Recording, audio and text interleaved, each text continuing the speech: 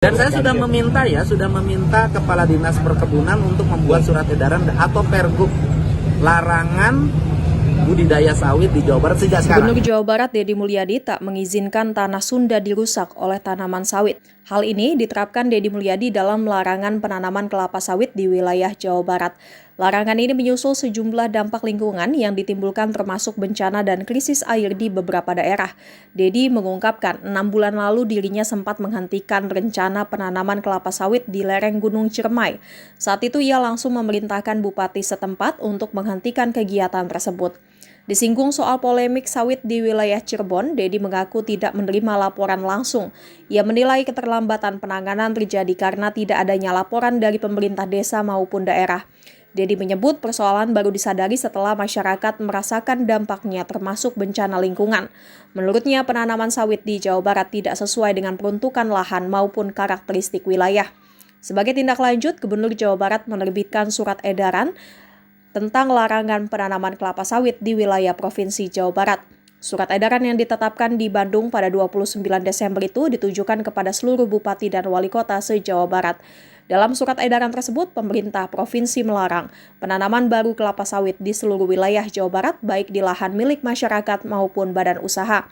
Sementara untuk lahan yang sudah terlanjur ditanami sawit, pemerintah daerah diminta melakukan penggantian atau alih komoditas secara bertahap. Deddy menjelaskan larangan tersebut didasari keterbatasan wilayah Jawa Barat yang dinilai tidak cocok untuk komoditas sawit yang membutuhkan area luas dan berpotensi mengganggu ketersediaan air.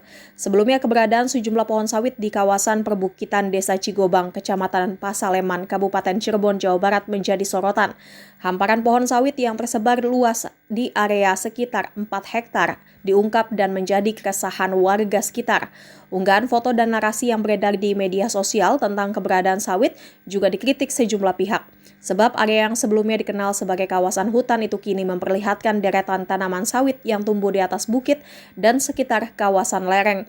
Penanaman sawit di perbukitan Cirebon itu kemudian dikritik masyarakat, terlebih setelah Pulau Sumatera luluh lantah karena banjir bandang dan longsor yang diakibatkan cuaca buruk ditambah kerusakan tutupan hutan karena industri sawit.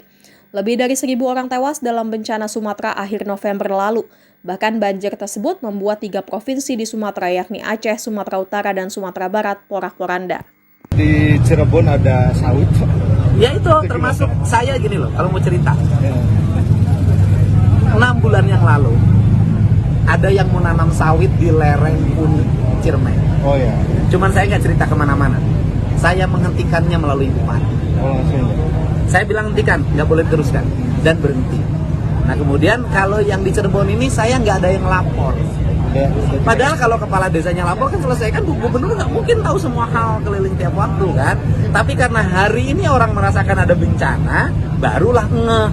Nah kalau saya sih di situ di luar peruntukannya dan bukan tanaman habitat, ya sudah ganti dengan tanaman lain. Artinya minta ditutup aja. Dan saya sudah meminta Kepala Dinas Perkebunan untuk membuat surat edaran atau pergub larangan budidaya sawit di Jawa Barat sejak sekarang. Karena dulu sudah ada, kan di Sukabumi ada, di Subang ada. Di Subang itu keluhan masyarakat itu kekurangan air itu di daerah air sawit. Jadi saya membuat larangan karena Jawa Barat mah kecil daerahnya, kemudian wilayahnya sempit. Sawit kan memerlukan areal yang sangat luas, jadi nggak cocok. Jadi Jawa Barat itu cocoknya teh, karet, kina, kopi.